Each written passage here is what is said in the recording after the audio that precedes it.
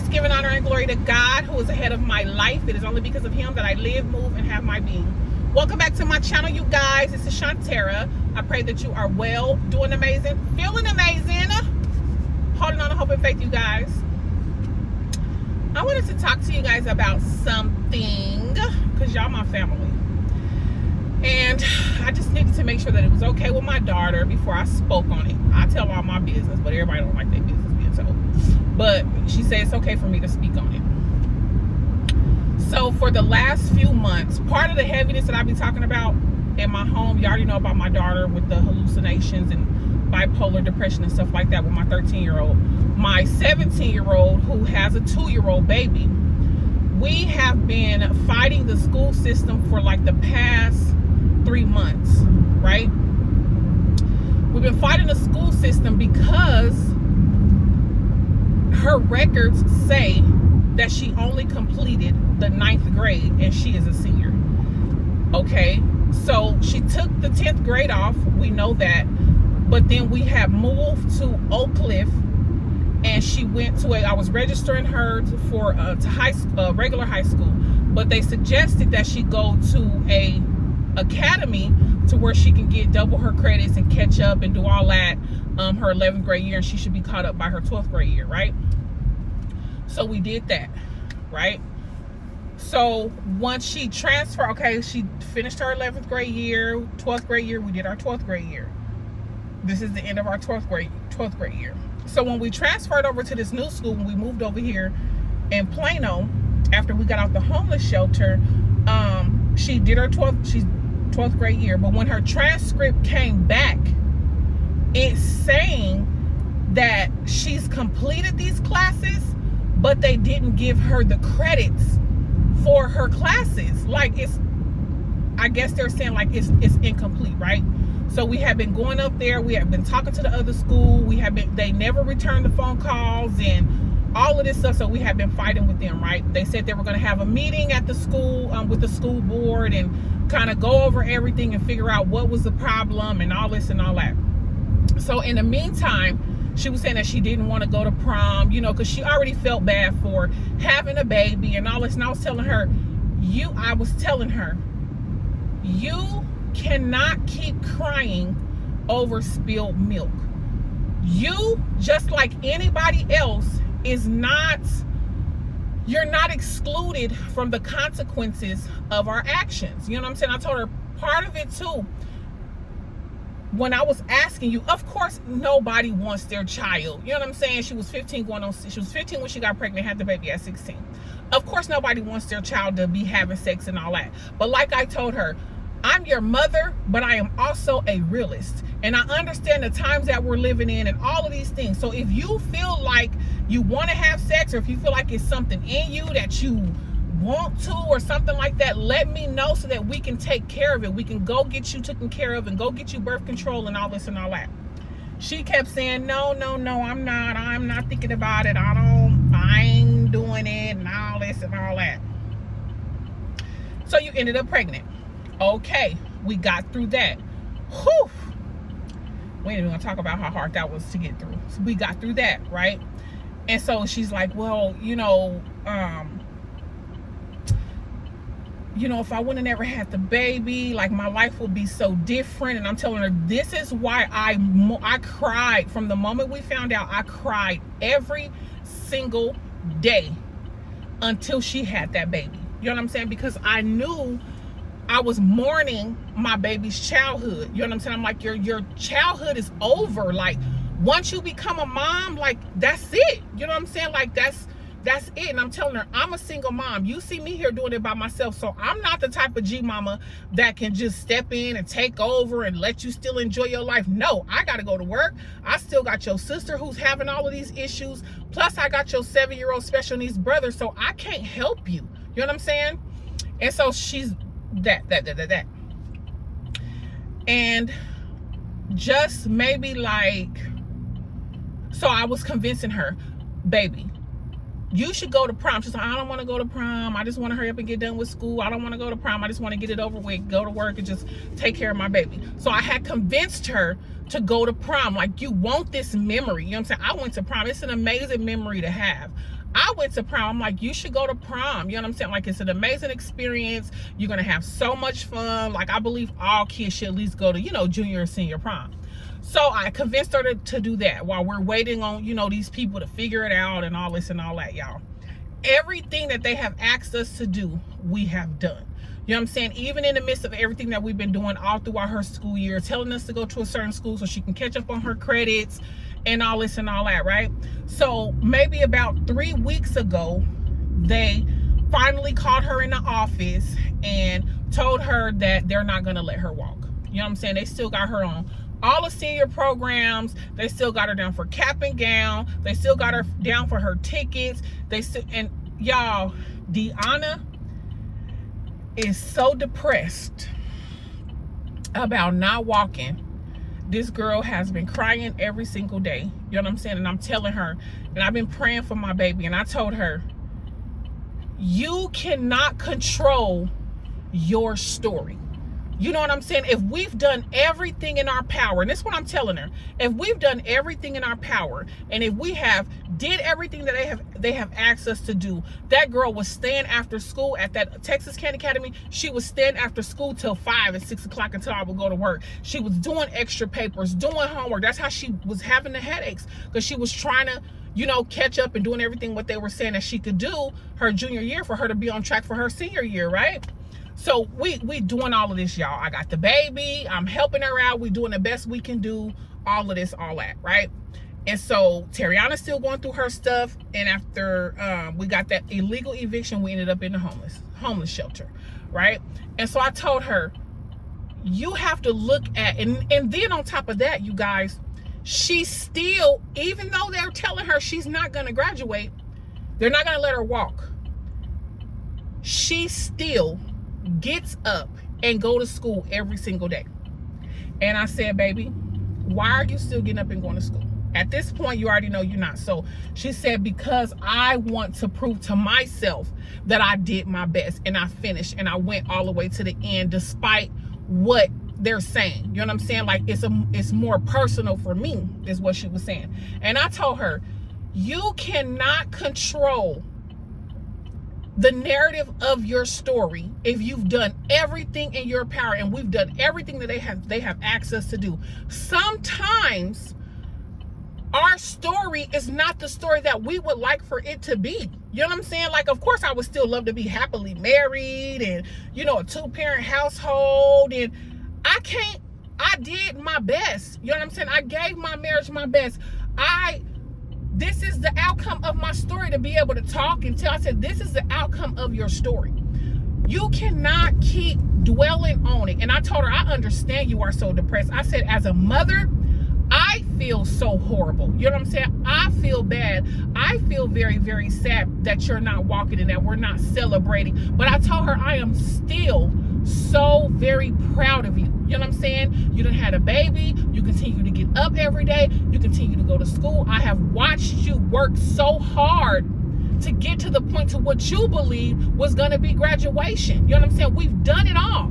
I said, but at the end of the day, we got to get to a point to where we accept what life has given us on top of the consequences to your actions. You know what I'm saying? Like, okay, yes, things would be different if you wouldn't have had your baby, but he's here. He's a blessing. We love him to pieces, and we can't see life without him. I said, this is your time to take your story and tell other girls, you know what I'm saying, about having sex early and about waiting and saving yourself and about the consequences. I told her, let this be a story for you to tell, to give other people hope and to inspire other young girls, to let them know, like, this ain't the road to go down. This is not the road to go down. You know what I'm saying? I told her, you need to be happy for yourself and be excited about, I said, because we're still going to celebrate you no matter what.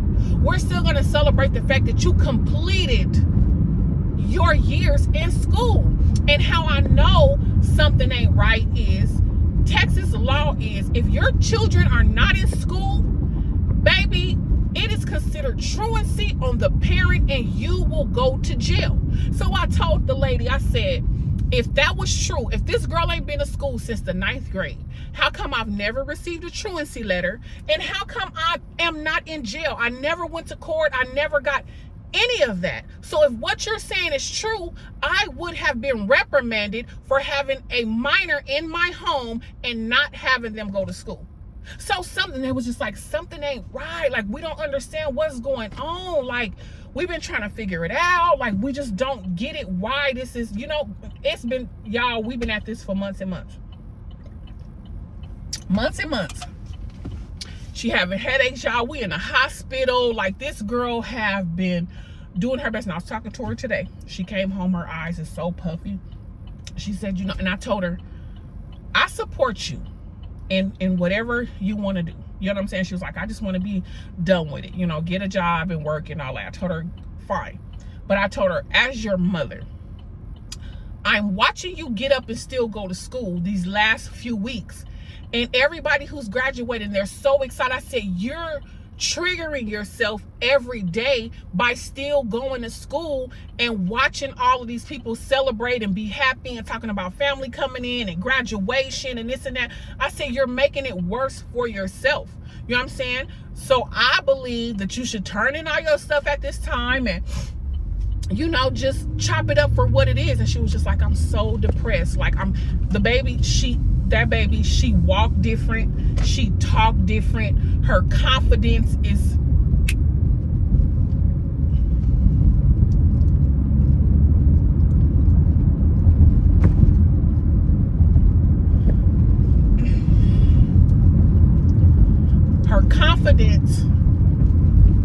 she was telling me today, she came in the door, I said, you've been crying all day, haven't you? She was like, yeah. All her friends was just like, man.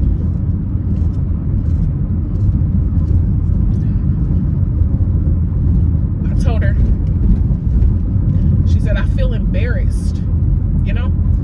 I said, I want you to know, as a mom, I probably feel more horrible than you do. You know what I'm saying? We've been moving around. I've been doing the best that I can do after, leaving the marriage and trying to figure it out, and some choices and things that I've made, you know what I'm saying? And just, being wrongfully evicted, just things that life has thrown at us that we've conquered and continue to press forward and continue to go through, right? And I told her, look at everything that we've been through, baby, and we still keep pushing. You know what I'm saying?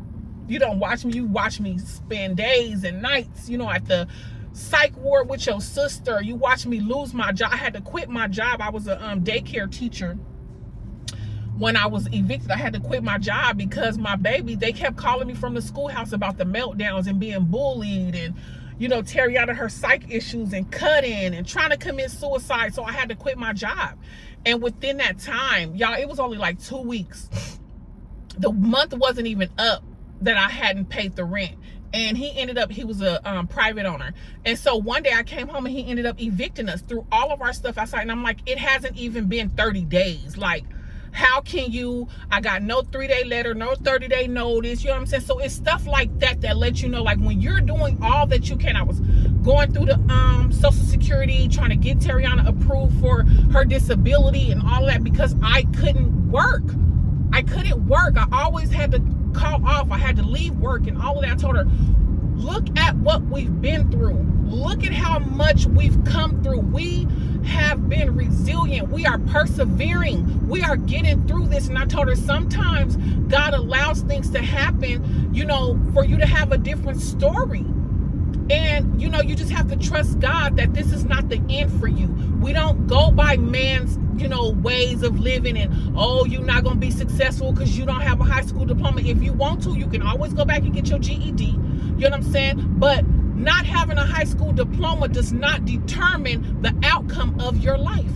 It does not determine the outcome of your life. You're still going to be successful. God is still going to bless that baby to have a wonderful priest of his home. You're still going to be able to enjoy life. The promises for you still stand. That's why I've been preaching to this girl and I'm preaching to her with my broken heart. You know what I'm saying? I'm preaching to her with how I'm feeling. You know what I'm saying? And I'm watching her every day, and I was watching her come up the stairs today, and I'm like, just the feeling, like I can just feel it. I call her on FaceTime just to check on her. You in a room, you in the dark, you crying. She was like, every girl dreams of walking across the stage. You know what I'm saying? And I empathize with her, but I don't understand how she feels, because I did get to, you know what I'm saying? I graduated. And it's just like, I just feel so sorry for my baby. And I just been ministering to her. I've been loving on her, hugging on her, kissing on her, y'all. It's Friday, and I said tomorrow when I get off of work, I'm gonna go to Walmart. I gotta go get groceries. I said I'm gonna prepare her the biggest basket, you know, full of all kind of stuff, you know, for Mother's Day, and all of the things that she loves as far as facial care and, you know, body sprays and, you know, relaxing bath salts and all this stuff, to let her know, like, we still appreciate you, we love you, and no matter what, we are still very, very, very proud of you. You know what I'm saying? We are still very, very proud of you, and I'm going to give my baby her flowers. You still deserve your flowers. You still deserve, you know what I'm saying? She was like, I'm embarrassed. I feel embarrassed. She was just like, I'm, you know, and then she had walked off and went in the room, and she was quiet while I was getting ready. And I'm like, Deanna, are you okay? And she was like, no. She's like, no, I'm not. Y'all, the load, the darkness is just, and I'm like, I know. I told her, baby, this is just a season. And before I left, I took my baby, I held her so tight, gave her the biggest hug, and I looked her in her face and I said, baby, for the heaviness of spirit, God wants us to put on a garment of praise, because your life is still gonna be great. You're still gonna do great things. You still are a great mom. You still raising this baby. You still doing everything in your power. You know what I'm saying? And you just have a different story. You just have a different story. And I told her, I understand how you feel. You know, I get that you know, because when you deal with depression, it's more of a physical thing. You know what I'm saying? So I get that you're laying around and you really don't have the desire to get up and kind of clean up. You doing the bare minimum, but you're not doing what you normally do. And I understand. And I said, I get it. I said, that's why I'm not putting a lot of pressure on you to make sure you're doing this and doing that. I'm kind of taking it easy. I'm taking it easy on my baby at this time. You know what I'm saying? Because I said, I get it. I understand. You know what I'm saying? And so I was just telling her, like, be proud of the accomplishments that you have made this far. You know what I'm saying? Be proud of yourself. And, you know, it's just unfortunate. You know, it's unfortunate. It's, you know, it's just, you know, it's just very difficult right now. And I know that this is just a season. And I told her, you know, if you don't believe nothing else, you know what I'm saying, believe what your mama is telling you about the life that God has for you. And you're going to look back over these moments and understand that God does everything for a reason and a purpose, and that all things, the same thing I preach to myself is the same thing for her. All things work together for the good to those who love the Lord. All things work together, and it may not look like it, and I know it damn sure don't feel like it, but it's working together for your good.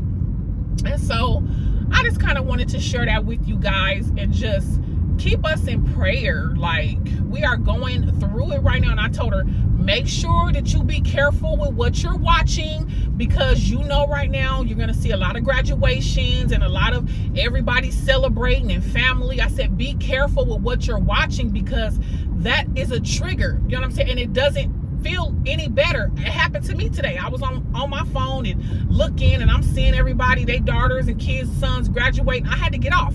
I had to get off and put on some music and kind of, you know, because I never want to feel a certain type of way about somebody else's accomplishments. You know what I'm saying? So I had to get off myself and just kind of redirect my feelings and my energy about it as well, because I'm trying to hold myself up while I support her at this time. So y'all, it's just, you know, life is just,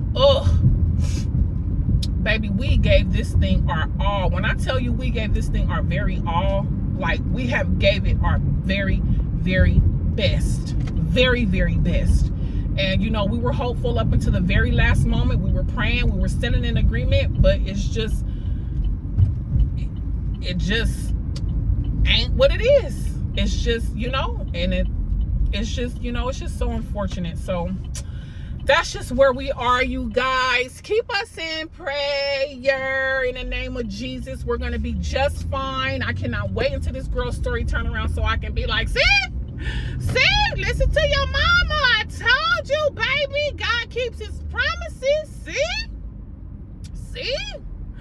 So that's where we at, y'all.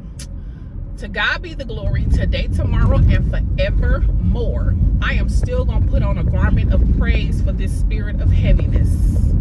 Until the next time, or what I say, we are still Psalms 24 for the rest of 24. And until the next time, be inspired. I love you guys. God bless you. Good day.